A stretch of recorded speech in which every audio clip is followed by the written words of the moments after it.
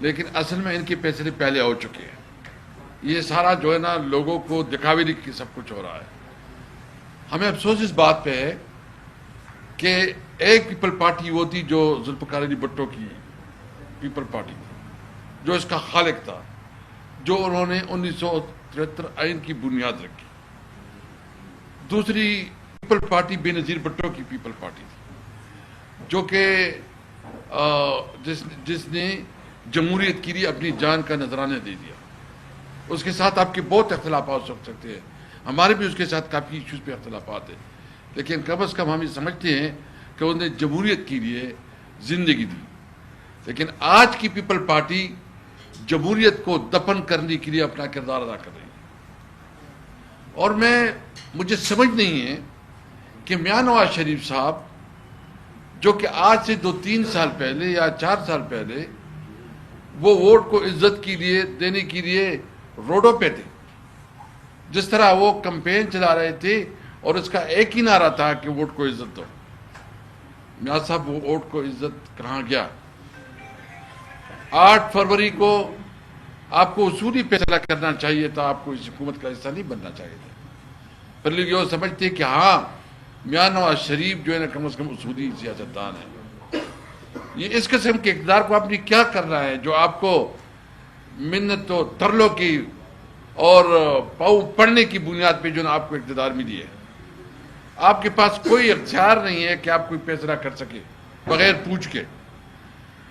تو مجھے اس پہ بہت افسوس ہے کہ میاں نواز شریف جو اپنے آپ کو ایک جمہوریت کا اور پھر جو ہے نا آئین کی بالادستی کا اور ووٹ کو عزت دینے کی چیمپئن سمجھ رہا تھا، وہ اس پہ خاموش ہے، بلکہ اس کا انشاءاللہ اس کے حوالے سے ہم نے فیصلے کیے ہیں کہ ہم نے آگے کیا عمل طے کرنا ہے. ہم نے سلمان اکبر راجہ صاحب کی تھرو عمران خان کو بھی کچھ اپنے سفارشات بھیجے ہیں، اس لیے ابھی ہم اس کی اناؤنسمنٹ نہیں کرتے، بلکہ شام کو باقاعدہ ایک پریس ریلیز جاری کر لیں گے. اگر کوئی ملاقات ہوتی ہے تو جو ہمارا آئندہ کے لیے عمل ہے اس کے بارے میں ہم باقاعدہ آفیشیل اسٹیٹمنٹ ایشو کریں گے.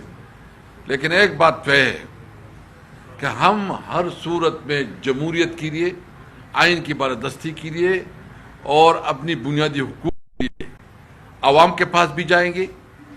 ہم پارلیمنٹ بھی اپنا بھرپور احتجاج ریکارڈ کروائیں گے، اور ہر فورم پہ ہم تمام جتنی بھی باقی مصطفیٰ بھائی کہے گا کہ ہم اپنی جوڈیشری سے بھی امید رکھتے ہیں کہ یہ تو جوڈیشری کے اوپر اٹیک ہے، یہ تو عملاً طور پر عدلیہ کو ویسے بھی 26ویں آئینی ترمیم کے تحت اپاہج کیا گیا تھا، ابھی تو ختم کی جا رہی ہے. ابھی تو کون جج جو ہے نا اگر اس کی ٹرانسفر پوسٹنگ اور 2 سپریم کورٹ بن جائیں تو کیسی عدلیہ جو ہے نا اپنے وقار کو برقرار رکھے اور کیسا کوئی عدالت سے انصاف کا توقع کر سکے گا؟ پھر یہ جنگل کا قانون ہوگا، یہاں ملک میں آئین اور قانون نہیں ہوگی. ہم اپنے عوام کو یقین دہانی کرنا چاہتے ہیں کہ ہم آپ کے ساتھ ہیں، آپ کے حقوق کے لیے.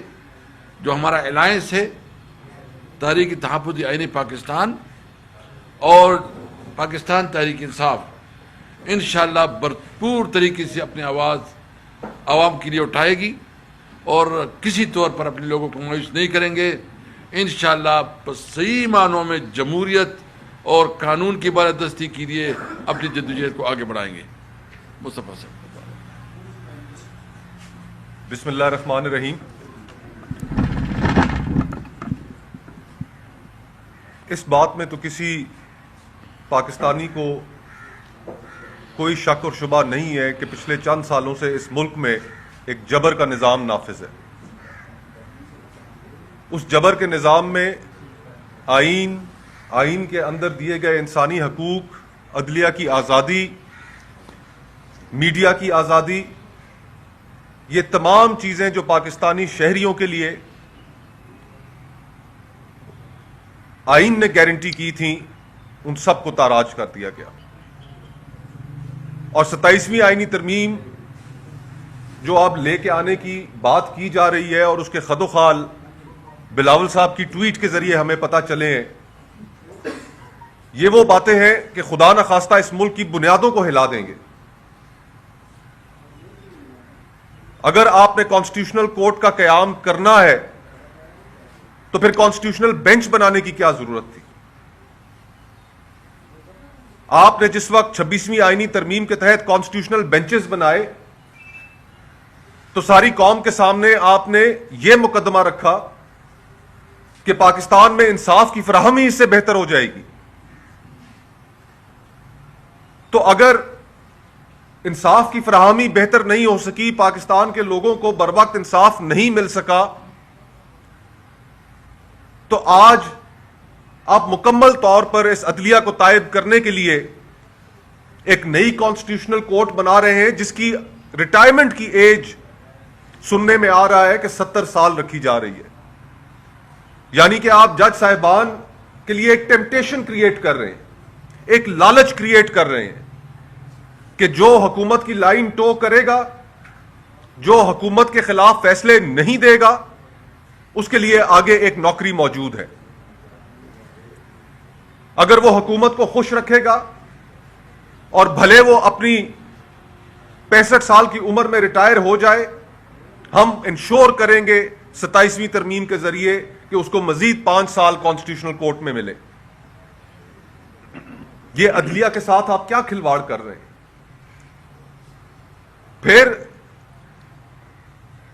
کہ ٹرانسفر اینڈ پوسٹنگز ججز کی اس طرح ہوں گی جس طرح ملک کے اندر بیوروکریسی کی اکھاڑ پچھاڑ ہوتی ہے، جس طرح ڈی سیوں کی، اے سیوں کی، سرکاری افسروں کی اکھاڑ پچھاڑ ہوتی ہے.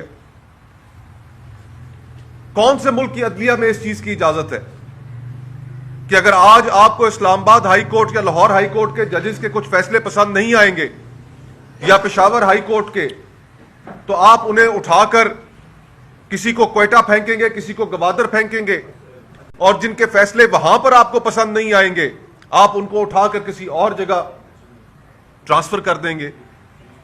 اس کے بعد کون سا جج عوام کو انصاف دے گا، ان کے حقوق کے تحفظ کے لیے کھڑا ہوگا؟ پھر آپ نے یہ بھی نوید سنا دی کہ اس ملک کے اندر انگریزوں کا چھوڑا ہوا ایک کلونیل لیگیسی، ایگزیکٹو میجسٹریسی کا نظام کہ جس کے تحت حکومت کو عدالتی اختیارات حاصل تھے، حکومتی افسران کو، کہ آپ اس کو بحال کریں گے. آئین کی شیک 175(3) اور ہمارے آئین کی جو بنیاد ہے وہ trichotomy of powers, separation of powers کے اوپر ہے کہ کوئی ادارہ کسی دوسرے ادارے کے اختیار نہیں استعمال کرے گا. اور آپ پھر سے وہی انگریزوں کا کالا قانون واپس لے کر آنا چاہتے ہیں. ڈی ایم جی کو، ڈپٹی کمشنرز کو، اسسٹنٹ کمشنرز کو وہ عدالتی اختیارات دینا چاہتے ہیں کہ جو سیاسی مخالفین کے خلاف استعمال ہوں گے، جو میڈیا کے خلاف استعمال ہوں گے، جو عوام کی آواز کو دبانے کے خلاف استعمال ہوں گے. اور بات یہیں پر نہیں رکتی، آپ نے ساتھ یہ بھی نوید سنا دی کہ الیکشن کمیشن کی تقرری، اس کے اوپر نئی ترامیم لے کر آئی جائیں گی. چیف الیکشن کمشنر اور الیکشن کمیشن کا جو کمپوزیشن ہے اس کے اوپر. آج اس ملک کے اندر الیکشن کمیشن بذات خود ایک مذاق بن چکا ہے. 8 فروری کے الیکشنز آپ کے سامنے ہیں. 8 فروری کے الیکشنوں کے بعد جو ایک نظام طے کیا گیا تھا کہ اگر کہیں دھاندلی کے الزامات لگتے ہیں تو اس کی تحقیقات کے لیے جو ٹریبیونلز قائم کیے جائیں گے وہ 4 ماہ کے اندر فیصلہ دیں گے. آپ نے اس کو بھی سیبوٹاج کیا اور اب ایک ایسا الیکشن کمیشن لے کر آنا چاہتے ہیں کہ جو الیکشن کی صرف ایک ایکسرسائز کرے گا اور گھر بیٹھے حکومتی لوگ پری اپرووڈ لسٹس ان کے پاس ہوں گی اس الیکشن کمیشن کے پاس کہ جن کو صرف وہ نوٹیفائی کرے گا کہ یہ اب پارلیمان کے ممبر ہے. آپ کرنے کیا جا رہے ہیں اس ملک کے ساتھ؟ پھر آپ نے یہ بھی نوید سنا دی کہ 18ویں ترمیم کے تحت جو اختیارات مرکز سے صوبوں کو ڈیوالو کیے گئے ان کے اوپر بھی کئی محکمے واپس وفاق لے گا. میں اس کابینہ کی میٹنگ میں شامل تھا کہ جس میں 18ویں ترمیم کی منظوری دی گئی. اور یقین مانیے کہ اس کابینہ کی میٹنگ کے اندر میں نے کئی سیاسی کارکنان کو جو کابینہ حصہ تھے، جنہوں نے اپنی ساری زندگی صوبائی حقوق کے لیے، سائل اور وسائل کے لیے بات کی، اس کی خاطر لڑے، ان کو روتے ہوئے دیکھا، ان کی آنکھوں میں آنسو تھے، اور انہوں نے کہا کہ جس چیز کے لیے ہم پچھلی 7 دہائیوں سے جدوجہد کرتے رہے، جو ہمیں بر وقت اگر دی جاتی تو سانحہ مشرقی پاکستان نہ ہوتا، آج آپ اپنی اسی اچیومنٹ کو انڈو کرنے چلے ہیں۔ ہم نے تاریخ سے کوئی سبق نہیں سیکھا کہ جب آپ نے پاکستان کے ایک حصے کو اس کے مینڈیٹ سے محروم کیا 1971 میں، آپ نے ان کو ان کا جائز حصہ دینے سے محروم کیا، تو اس کے کیا نتائج نکلے؟ اور آج آپ پھر سے وہی گفتگو کر رہے ہیں کہ آپ پاکستان کے فیڈریٹنگ یونٹس کہ جن میں پہلے ہی وفاق کے بارے میں شکوک و شبہات پائے جاتے ہیں، شک کی نگاہ سے دیکھا جاتا ہے، آپ ان کا حصہ کم کرنے چلے ہیں۔ ہم آپ کی بات میں وزن تو تب محسوس کرتے کہ اگر وفاقی حکومت اپنے خرچے کم کرتی،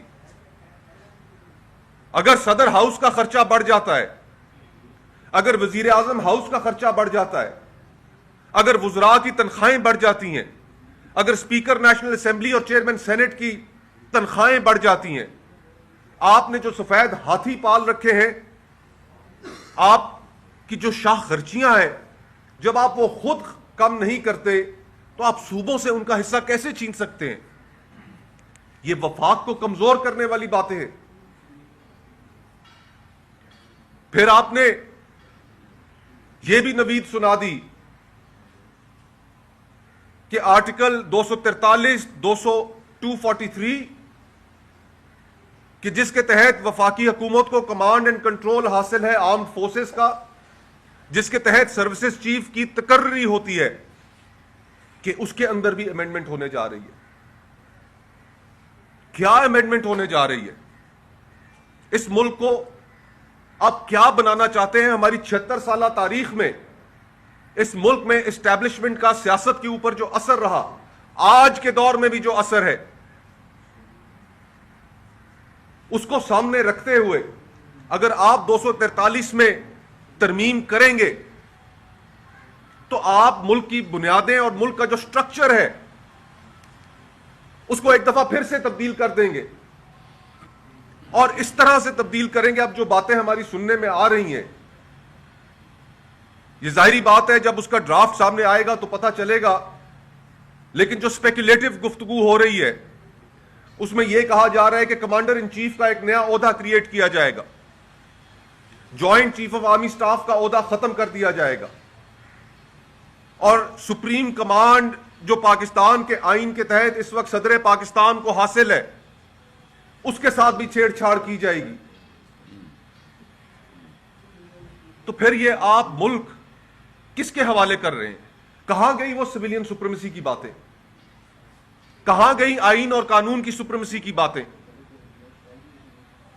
ہم سمجھتے ہیں کہ اگر آئین کے آرٹیکل 243 کے اندر ترمیم کی جائے گی تو وہ سویلین سپریمیسی کے اوپر ایک کاری ضرب ہوگی۔ ابھی تک تو ہم ہائیبریڈ اور ہائیبریڈ پلس کا نظام دیکھ رہے ہیں، لیکن یہ ایک کو ہوگا کہ جس کے تحت آئین کو ماتحت بنا دیا جائے گا، اسٹیبلشمنٹ کے سویلین اداروں کو ماتحت بنا دیا جائے گا اسٹیبلشمنٹ کے۔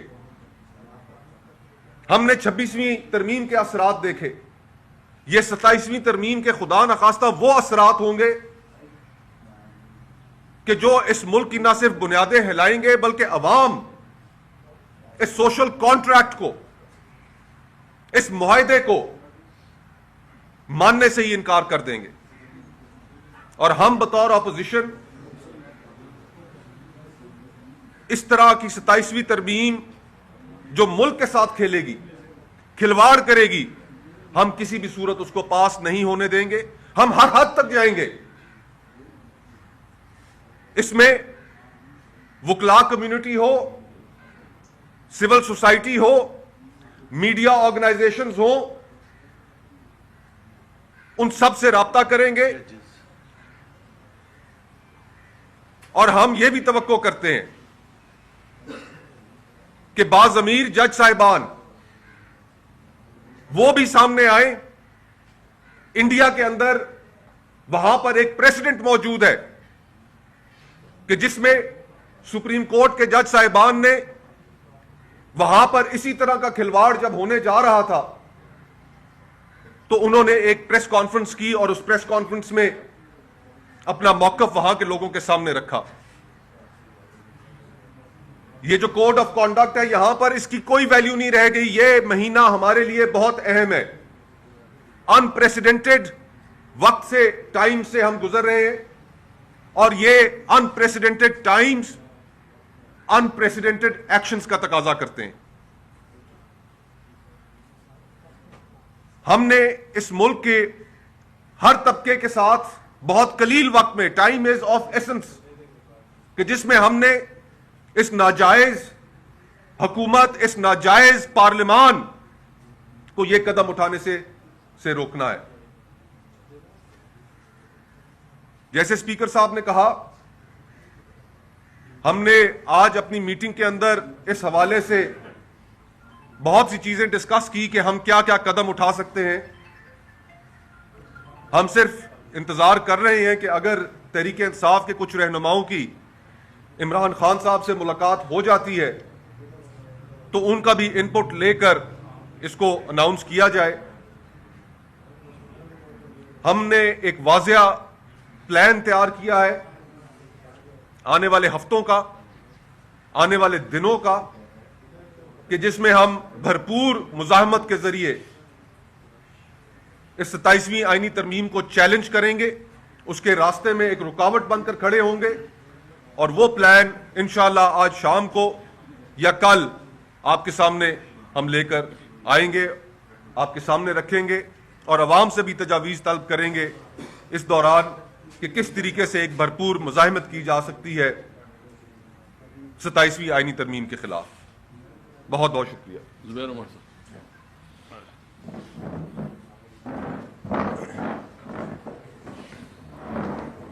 بسم اللہ الرحمن الرحیم. معیشت پر ہم نے آج کرنی تھی. میں دو الفاظ اسپیکر صاحب آپ کی اجازت سے مسبق ہو کر, یہ تھوڑا پولیٹیکل کیونکہ میاں نواز شریف کا انہوں نے ذکر کیا تھا, میری صرف چونکہ میں ان کا اسپوکس پرسن بھی رہا ہوں اور جو باتیں ہم ان سے سنتے تھے سویلین بالادستی کے حوالے سے, پارلیمنٹ کی سوورینٹی کے حوالے سے, میں صرف ایک چیز ان سے گزارش کروں گا کہ 26ویں ترمیم پر اور 27ویں ترمیم جو آنے والی ہے اس پر ایک اپنا سٹیٹمنٹ یا پریس کانفرنس دے دیں اور بھرپور انداز میں دفاع کر کے دکھا دیں 26ویں ترمیم اور 27ویں ترمیم. میرا خیال ہے وہ پاکستان مسلم لیگ کے پریزیڈنٹ ہیں اینڈ آئی تھنک پوری قوم ان سے توقع کرتی ہے کہ وہ بھرپور مخالفت کریں گے اس کی, کیونکہ جو انہوں نے ہمیں سبق سکھایا تھا انہوں نے تو ووٹ کو عزت دو کا سبق سکھایا تھا. یہ اس سے زیادہ نہیں بولوں گا, بٹ وی ایکسپیکٹ کہ میاں نواز شریف اس کروشل موقع پر اپنا رول پلے کریں گے اور اپنے بھائی صاحب جو کہ پرائم منسٹر ہیں اور اپنی کابینہ کے لوگوں کو پارلیمنٹ کو روکیں گے یہ سب کرنے سے. معیشت کے حوالے سے ہم نے پلان کیا تھا, چونکہ کل آپ کو پتہ ہے کہ وزیر بہت بھاری بھرکم وزراء انکلوڈنگ دا فائنینس منسٹر سب نے ایک پریس کانفرنس کی معیشت کے حوالے سے, اور ہم سوچ رہے تھے, میں تیمور جھگڑا ہم بات بھی کر رہے تھے کہ آج پتہ نہیں کیا خوشخبری سنائیں گے, کیا کچھ بتائیں گے کہ معیشت میں کتنا زبردست کارنامے انجام دیے گئے ہیں. لیکن جب ہم نے پریس کانفرنس سنی اور اس کا تجزیہ کیا تو ہمیں پتہ چلا کہ وہ جو 4-5 وزیر تھے اس میں سے کسی نے کچھ نہیں بتایا. اب میں آپ کو بتاتا ہوں کہ بتایا کیا تھا اور کیا نہیں بتایا, اور کبھی نہیں اس پر بات کریں گے. وزیر خزانہ صاحب نے مبارکباد پیش کی پاکستان کی قوم کو کہ سٹاف لیول ایگریمنٹ IMF کے ساتھ ہو گیا. مطلب اس سے زیادہ مذاکرہ خاص چیز نہیں ہو سکتی, اس سے زیادہ پاکستانی قوم کے ساتھ مذاق نہیں ہو سکتا. پچھلے 30 سال میں تقریباً پاکستان کے 25واں IMF پروگرام ہے اور ہر IMF کے پروگرام میں ہر 3 مہینے کے بعد تقریباً ایک سٹاف لیول ایگریمنٹ ہوتا ہے. تو تقریباً جس ملک نے پچھلے 20-25 سال میں 150 سے 200 سٹاف لیول ایگریمنٹ کیے ہیں جس سے پاکستان کی معیشت، پاکستان کے عوام کو کوئی بہتری نہیں آئی. یہ مبارکباد دینے کے لیے پریس کانفرنس کر رہے ہیں. مطلب آپ ذرا انتہا دیکھیں. کبھی بات نہیں کریں گے، نہ اس کل پریس کانفرنس میں بات کی، عوام کی بات نہیں کی، عوام کی غربت کی بات نہیں کی، پاکستان کے مڈل کلاس کے اوپر جو تباہی آئی ہے پرچیزنگ پاور کے حوالے سے اس کی بات نہیں کی، پاکستان میں جو غربت میں بے پناہ اضافہ ہوا اس کی بات نہیں کی، پاکستان میں جو بے روزگاری میں بے پناہ اضافہ ہوا ہے اس کی بات نہیں کی. بات ہی نہیں کی. نہ بے روزگاری، نہ مہنگائی، نہ غربت، نہ مڈل کلاس کی، نہ سیلریڈ پیپل جو لوگ ہیں ان کے اوپر جو تباہی کی گئی ہے ٹیکسز کی مد میں اس کی بات نہیں کی گئی. سٹاف لیول ایگریمنٹ کی بات کی گئی. انویسٹمنٹ کی بات نہیں کی. وزیر اعظم، ان کے وزیر اعظم وہ ہیں جو پچھلے 3.25 سال میں میرا خیال ہے کہ 200 دورے کر چکے اور پاکستان کے عوام کے ساتھ کیا مذاق کیے انویسٹمنٹ کے نام پر. ایک تو ایس آئی ایف سی بنایا جون 2023 میں، اس کا بھی نتیجہ میں بتا دیتا ہوں. لیکن جو وزیر اعظم صاحب نے باہر گئے ہیں اور کچھ صدور اور وزراء اعظم پاکستان آئے ہیں دوسرے ممالک کے، پتہ نہیں کو 200 ایم او یو سائن کیے، میمورینڈم آف انڈرسٹینڈنگ، جس کی ٹوٹل رقم جو تھی تقریباً $25 بلین سے زیادہ تھی. $25 بلین ہر دفعہ بتایا گیا. ابھی پچھلے ہفتے 10 دن پہلے سعودی عربیہ گئے، پھر 2-3 ایم او یو سائن کیے. مطلب کوئی شرم بھی نہیں آتی کہ بھائی پچھلے کبھی کچھ نہیں آیا. آپ $30 بلین $25 بلین کے ایم او یو سائن کر چکے ہیں، ایک دھیلا نہیں آیا. آپ پھر قوم کو نوید سنا رہے ہیں. ان کے وزراء آتے ہیں کہ دیکھیں جی کتنا بڑا ایم او یو سائن کر لیا. حالت یہ ہے کہ وہ جو ایم او یو سائن کرتے ہیں دوست ممالک کے ساتھ فورن ڈائریکٹ انویسٹمنٹ کی مد میں آنے کے لیے، اس وقت جیسے میں بات کر رہا ہوں $70 million F D I minus, plus بھی نہیں. پچھلے ایک سال میں $1 بلین میں کی کمی آئی ہے ایف ڈی آئی میں. اور باتیں سن لیں، ابھی پھر چلے جائیں گے. ابھی ہم سنیں گے کل یا پرسوں جا رہے ہوں گے ملائیشیا یا سعودی عربیہ یا کسی عرب ممالک اور کہیں گے وہاں جا کے کہیں گے کہ، اور اتنی بھاری بھرکن ٹیم ساتھ ہوتی ہے. مجھے تو سمجھ نہیں آتی کرتے کیا ہیں. تھوڑا سا میں بھی اگر ہوتا 4.25 سال تو 4.25 سال میں بھی کہتا وزیر اعظم صاحب میرا خیال ہے اب کچھ بھی نہیں آ رہا، اب آپ کوئی اور طریقہ نکالیں. اور اوور آل انویسٹمنٹ جو میں ایس اے ایف سی کی بات کر رہا تھا، بار بار ذکر کرنا پڑتا ہے اور بتانا پڑتا ہے قوم کو، because investment is the starting point. اگر انویسٹمنٹ ہی نہیں ہوئے گی، اس ملک میں کوئی انویسٹمنٹ نہیں کرنے کے لیے آئے گا تو کہاں سے ترقی ہوئے گی. انویسٹمنٹ کی حالت یہ ہے کہ 51 سال میں لوئسٹ لیول ہے. And I keep repeating that to tell all the ministers اور ان کے حمایتیوں کو کہ پاکستان میں کوئی اکنامک ایکٹیویٹی نہیں ہو رہی ہے. اور اکنامک ایکٹیویٹی کی آپ انتہا دیکھیں جو ہم پہلے بھی ذکر کر چکے ہیں، اور میں اس وجہ سے اس کا دوبارہ ذکر کروں گا کہ آج ایک کمپیریزن بھی آیا ہے کہ پاکستان کی جو جی ڈی پی گروتھ ہے، جو سب بنیاد ہے کہ تمام اکنامک ایکٹیویٹی کا نچوڑ ہے کہ جی آپ کے ملک میں عوام کو فائدہ ہوا ہے، نقصان ہوا ہے، ترقی ہوئی ہے، نہیں ہوئی ہے، وہ جی ڈی پی گروتھ میں آ جاتا ہے. 1.62% پچھلے 3 سال کا شہباز شریف کی حکومت کا average G D P growth rate رہا ہے. اس سال جو آپ کہہ رہے ہیں، کوئی ورلڈ بینک کہہ رہا ہے 2.7%، کوئی کہہ رہا ہے 2.8%. اس سال بھی in comparison with all the other regional countries, India, بنگلہ دیش، سری لنکا، یہ تمام کا جو ایوریج گروتھ ہے وہ 5.8% ہے. ابھی آپ ذرا دیکھیں، اندازہ لگائیں کہ یہ جو نااہل وزیر اعظم ہیں، نااہل کابینہ ہے، یہ 3.25 سال میں پاکستان کو وہاں لا کے کھڑا کر دیا ہے کہ آپ ہر سال پیچھے چلے جا رہے ہیں. مطلب اس سال بھی صرف ایک سال میں تقریباً 3% گروتھ ریٹ کا فرق آئے گا پاکستان میں اور باقی average of the other regional countries. تو جس ملک کی حالت یہ ہو، میں تبھی آپ کو بار بار کہتا ہوں کہ میں پوری پریس کانفرنس سنی، میں نے ایک وزیر سے یہ نہیں سنا کہ غربت کے بارے میں بات کی. ایک وزیر نے نہیں ذکر کیا غربت کا، 12 کروڑ عوام کا نہیں ذکر کیا. ایک نے 24% ان امپلائمنٹ ریٹ کا نہیں ذکر کیا. ایک نے 30% سے اوپر 34% ان امپلائمنٹ امنگ یوتھ کا ذکر نہیں کیا. ایک نے یہ نہیں بتایا کہ پاکستان میں انفلیشن ریٹ 6% کراس کر چکا ہے. ایک نے یہ نہیں بتایا کہ مڈل کلاس کی جو پرچیزنگ پاور ہے وہ 60% سے کم ہو چکی ہے. ایک نے بھی نہیں ذکر کیا. عوام کی نہیں بات کرتے. ہاں کس کی بات کی تھی؟ بالکل کی تھی اشرافیہ کی. دیکھیں جی اسٹاک مارکیٹ کہاں پہنچ گئی. بھائی کو تھوڑا سا تو لحاظ کریں پاکستانی قوم کا. اتنا تو لحاظ کریں کہ آپ عوام کو یہ تسلی تو دیں کہ جی ہم آپ کی بہتری ابھی ہونے والی ہے, غربت کم ہوگی, بے روزگاری کم ہوگی, امپلائمنٹ جنریشن زیادہ ہوگی, انفلیشن کم ہوگی, اور جو دوسری انویسٹمنٹ زیادہ ہوگی.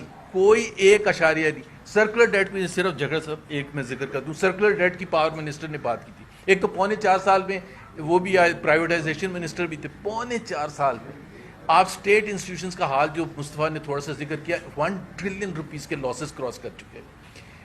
4.25 سال میں آپ نے ایک پرائیویٹائزیشن کی ہے, وہ بھی آپ نے پاکستان کے بزنس ایتھکس کے خلاف, کہ گورنمنٹ ٹو گورنمنٹ کی, اور گورنمنٹ ٹو گورنمنٹ میں پرائیویٹ پارٹی کو فرسٹ مومنٹ بینک دے دیا.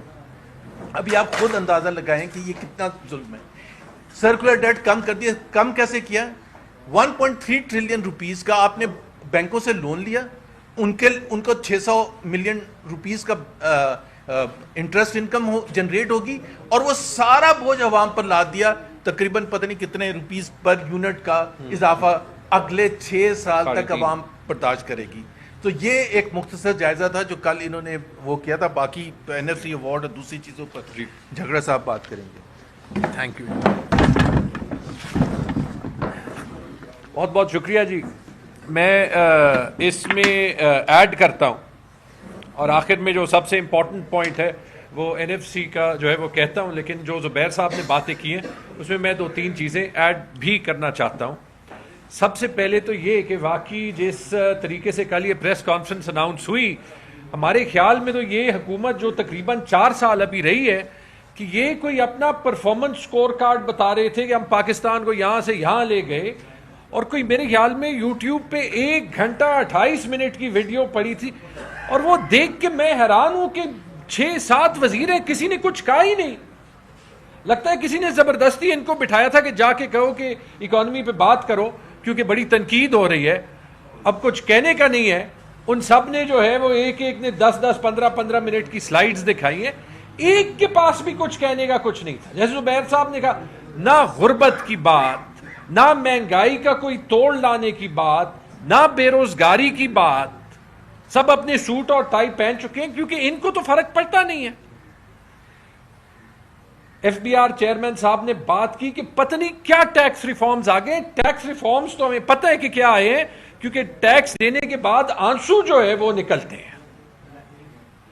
آج سے میں صرف ایک چیز کہنا چاہتا ہوں کہ یہ ٹیکس ریفارم ہے, یہ تو سب کو پتہ ہے کہ 1 روپے انہوں نے تاجروں سے نہیں لیا. جو پھنسا ہوا ہے ٹیکس نیٹ پہ, اس سے 50% تک نان سیلریڈ میں, 40% تک سیلریڈ میں, اس کے اوپر 17% GST ہر چیز میں.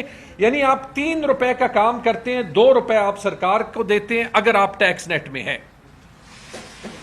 کس لیے؟ میں تو اپنی ذاتی اس میں آپ کو یہ کہہ سکتا ہوں کہ شاید وہ آپ میرا ٹیکس ریٹرن دیکھ لیں کہ شاید اگر وہ میرے خیال میں کوئی کروڑوں میں آتا ہے ابھی, تو وہ اس لیے میں دے رہا ہوں کہ میرا الیکشن میرے سے حکومت چوری کر لے, کہ میرے گھر کی مجھے سیکیورٹی رکھنی پڑے, تاکہ جو ہے جو وردی والے اور بغیر وردی والے لوگ ہیں وہ میرے گھر میں اندر ایسے ہی نہ گھسے, کہ ہیلتھ کا خرچہ خود کرنا ہو, کہ ایجوکیشن کا خرچہ خود کرنا ہو, اور جب مرضی حکومت نے ECL پہ ڈال دینا ہے.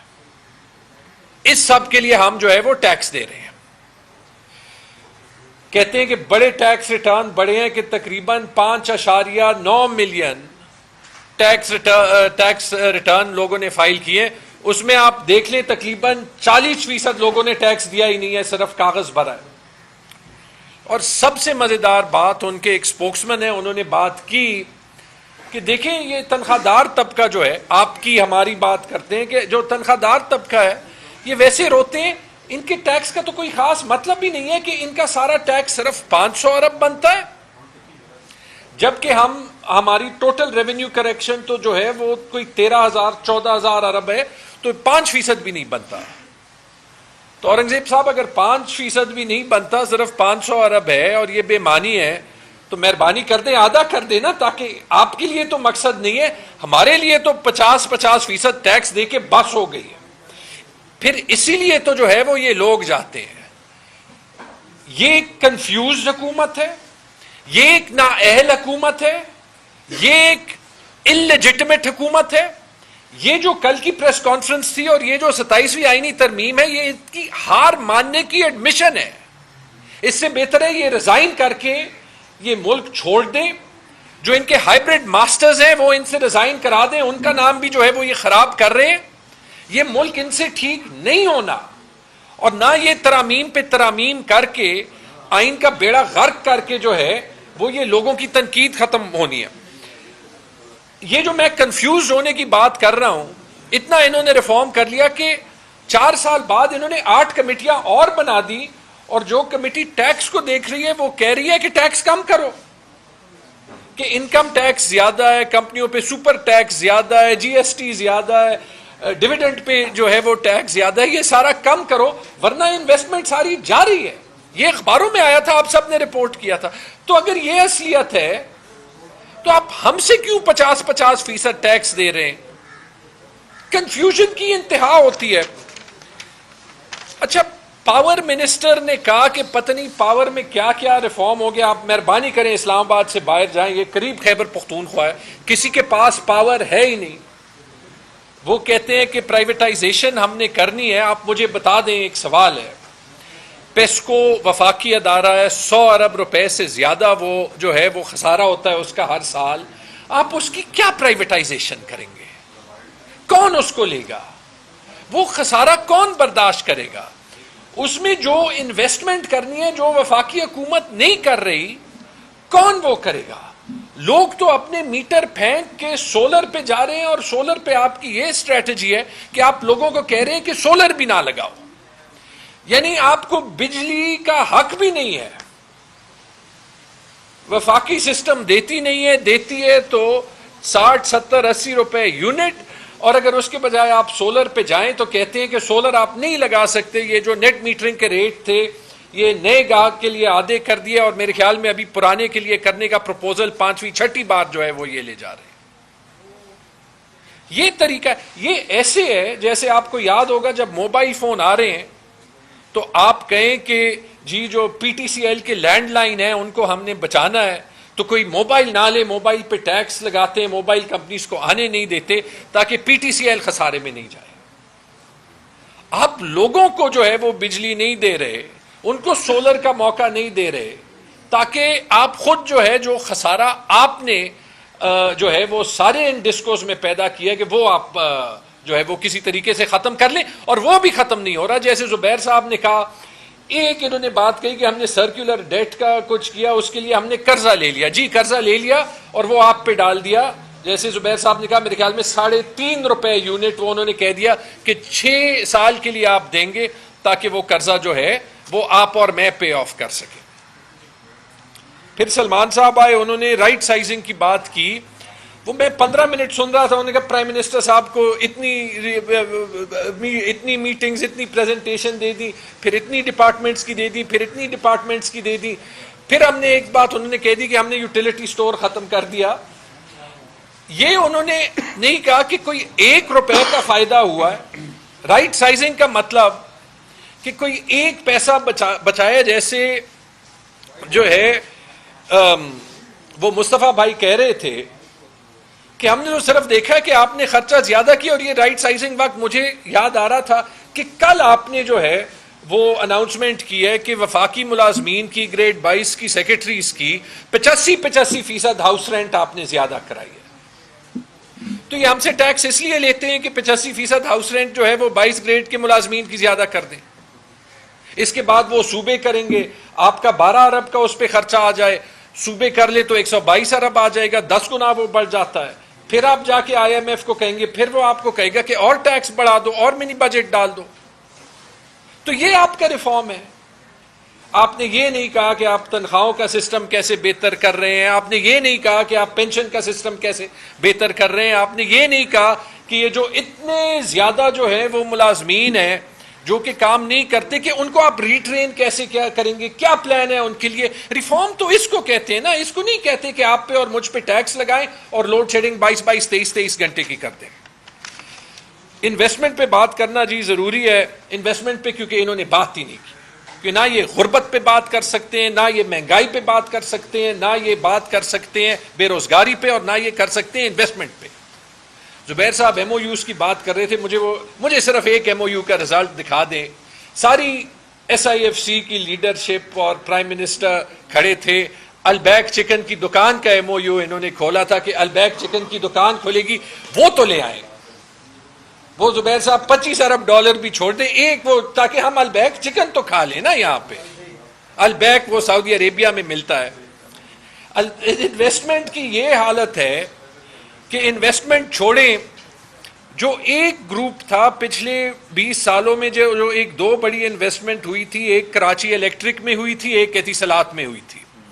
اتصالات کا ابھی تک $800 ملین کا جو ہے وہ پھڈا ہے وفاقی حکومت سے, وہ سالو نہیں ہوا.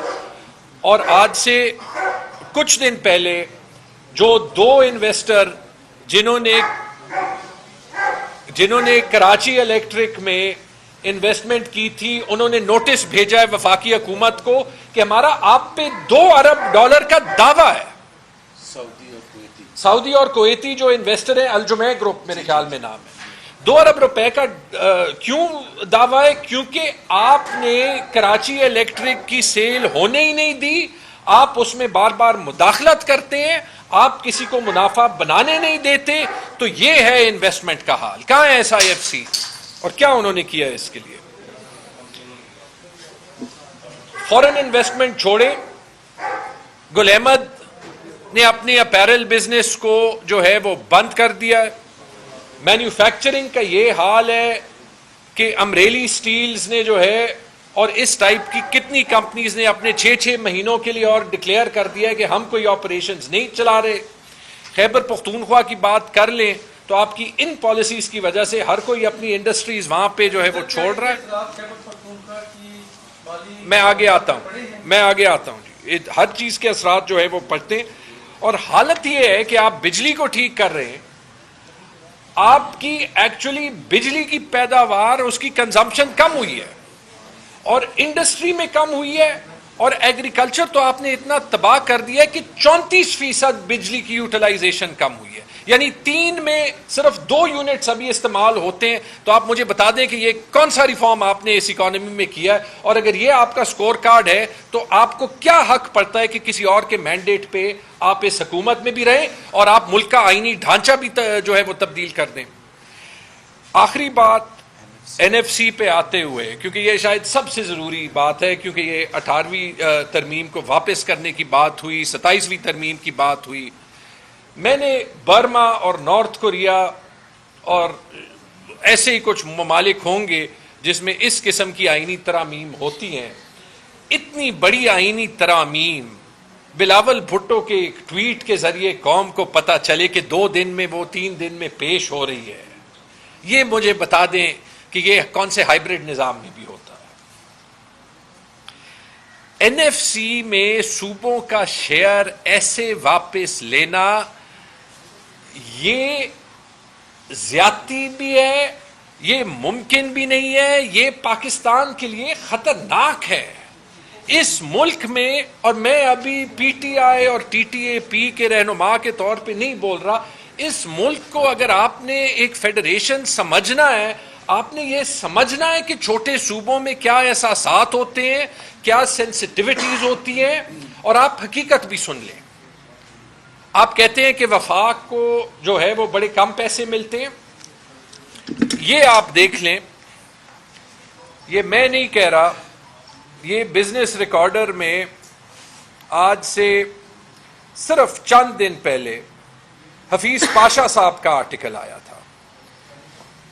حفیظ پاشا صاحب کا یہ آرٹیکل ہے این ایف سی ٹرانسفرز کے بارے میں, اور انہوں نے کیلکولیشن کی ہے, اور انہوں نے کہا ہے کہ آج کے سال آئین میں تو یہ ہے کہ این ایف سی کا شیئر صوبوں کو 57% ملے گا, لیکن جب جو آپ صوبوں سے سرپلس چھوڑواتے ہیں, اس سال آپ 1500 ارب چھوڑوا رہے ہیں, جب آپ وہ نکال دیں اور جو آپ پیٹرولیم لیوی میں پیسے وفاق انلیگلی اپنے پاس رکھتا ہے، جب آپ وہ نکال دیں تو صوبوں کا شیئر 57% نہیں، یہ مصطفیٰ بھائی یہ نوٹ کر لیں، 45% بنتا ہے.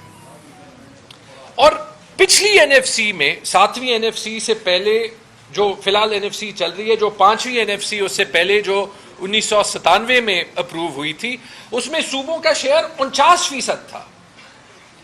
آج صوبوں کا شیئر 49% نہیں ہے، 45% ہے. یہ حفیظ پاشا جو ملک کے سب سے بڑے اکانومسٹ ہیں ان کی کیلکولیشن ہے. مقصد یہ ہوا کہ مقصد صوبوں کے شیئر کا نہیں ہے، مقصد ہے کہ آپ فلی فیل ہو چکے ہیں، اس ملک کا معاشی ماڈل فیل ہو چکا ہے، اس لیے غربت بڑھ رہی ہے، اسی لیے عوام چیخ رہی ہے. آپ کے پاس پیسہ نہیں ہے. پیسہ لانے کا طریقہ یہ نہیں ہے کہ جن صوبوں کو مزید ٹیچرز چاہیے، مزید ڈاکٹرز چاہیے، جن کے لیے سڑکوں کی مرمت کے پیسے چاہیے، ریسکیو سروس میں انویسٹمنٹ چاہیے، پولیس میں انویسٹمنٹ چاہیے، ان ساری فیسلٹیز میں انویسٹمنٹ چاہیے، اکانومی میں انویسٹمنٹ چاہیے، کہ ان کے بجائے آپ تنخواہوں کے لیے مزید پیسے جو ہے وہ یہاں پہ لیں. انویسٹمنٹ آپ لا نہیں سکتے، غربت کو آپ کم نہیں کر سکتے. یہ پیسے آپ وہاں سے یہاں کر دیں گے، کیا فرق پڑے گا؟ پینشن کا نظام آپ ٹھیک نہیں کر سکتے، تنخواہوں کا نظام آپ ٹھیک نہیں کر سکتے. یہ بتا دیں اگر این ایف سی کا فکر ہوتا تو آپ یہ جو لیک نیوز ہے اس میں یہ نہیں دیکھتے سب سے پہلے کہ جی فاٹا میں دہشت گردی کی جنگ ہے، ان کو 2018 سے انضمام ہو گیا کہ ان کو اپنا شیئر مل جائے. سنا ہے آپ نے؟ اس میں نہیں ہے فاٹا کا شیئر. 7 سال ہو گئے، آپ تو الٹا وفاق کی طرف پیسے لے رہے ہیں. آپ کو اس کے علاوہ یہ بھی پتا ہے کہ خیبر پختونخوا کی میں بات کرتا ہوں کہ وہ پاپولیشن کی شیئر ہی 1997 کے بعد نہیں پڑے. تو جب آپ صرف شیئر لگا لیں تو 100-200 ارب روپے تو ہر سال کے خیبر پختونخوا وفاق کو اس کے علاوہ دے رہا ہے، 100 ارب روپے فاٹا کے دے رہا ہے. مسئلہ یہ ہے کہ پیسے ہر جگہ کم ہے. معیشت ٹھیک کرنی ہے، معیشت ٹھیک کرنے کے لیے پولیٹیکل سٹیبلٹی چاہیے، ایک مستحکم نظام چاہیے. جس طریقے سے 26ویں آئینی ترمیم پاس ہوئی تھی، اگر آپ اسی طریقے سے ابھی 27ویں آئینی ترمیم پاس کرنے کی کوشش کریں گے، اگر آپ اس طریقے سے ملک کا آئینی نظام جو ہے اس کا بیڑا غرق کرنے کی کوشش کریں گے، آپ نے جو بچا کچا ہے باقی تو آپ نے کر لیا، تو پھر اس کے خوفناک نتائج ہو سکتے ہیں. میں انفیکٹ ان دی اینڈ یہی کہہ سکتا ہوں کہ جو پولیٹیکل پارٹیز ہیں جو اس کو کامیاب بنائیں گی یا نہیں بنائیں گی، ان دی اینڈ چیلنج ان کو ہی کرنا پڑے گا. D G I S P R تو کہہ چکے ہیں کہ یہاں پہ ہائیبرڈ نظام بھی نہیں ہے. تو جب نہیں ہے، یہ پی ایم ایل این اور پیپلز پارٹی پہ ابھی رسپانسبلٹی ہے کہ جو ووٹ کو عزت نواز شریف دینا چاہتے تھے یا جو جمہوریت بہترین استحکام ہوتا تھا، کہ اب اس کے ڈیفینس میں بلاول ٹویٹ صرف نہ کریں کہ اس کے اگینسٹ سٹینڈ لیں. ہم بھی پھر اس کے ساتھ ہوں گے، اور اگر نہیں لیتے تو پھر اس ملک کی تباہی کا یہی ذمہ دار ہوں گے. بہت بہت شکریہ.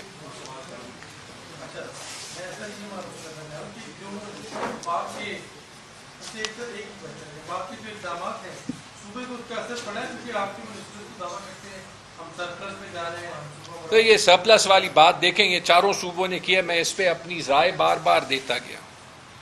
صوبوں نے آ کے اسی ڈنڈے کے ماحول میں ہر سال جو ہے وہ سرپلسز چھوڑے. ٹھیک ہے جی، آپ مجھے بتا دیں کہ وہ سرپلسز جو ہیں وہ پرو ایکٹیولی، یہ سیلاب آئے تھے ان کے خلاف نظام بہتر کرنے میں نہیں لگ سکتے تھے؟ بعد میں تو ہم ریلیف پیکیجز جو ہے وہ بانٹ دیتے ہیں نا. ٹھیک ہے جی، پہلے نہیں کر سکتے تھے. آپ کو پتا ہے کہ ہمارے جو ہے وہ 25 ملین 2.5 کروڑ بچے آؤٹ آف سکول ہیں. آپ کے پاس جو ٹیچرز کی تعداد ہونی چاہیے اس کی آدھی ہے. کیا یہ ٹیچر ہائرنگ میں نہیں جو ہے وہ استعمال ہو سکتے تھے؟ آپ کہتے ہیں کہ خیبر پختونخوا میں آپ جو ہے وہ پولیس میں زیادہ انویسٹمنٹ کر دیں. یہ 1500 ارب روپے میں آپ فاٹا کو ان کا شیئر بھی دے سکتے تھے، خیبر پختونخوا کو بھی اس کا شیئر مل سکتا تھا، بلوچستان کو بھی مزید پیسے مل سکتے تھے، اور سرپلس بھی چھوڑ سکتے تھے. لیکن اس طریقے سے نہیں. آپ آنکھیں بند کرتے ہیں تو پھر وہ ہوتا ہے کہ آپ کے پاس یہ صلاحیت بھی نہیں ہوتی کہ آپ کو آئی ایم ایف دکھاتا ہے کہ 30 ارب ڈالر کے امپورٹ آپ کے فگر میں نظر ہی نہیں آتے. یہ تو فارم 47 کے الیکشن سے بھی زیادہ بڑا ریکارڈ ہے. Thank you.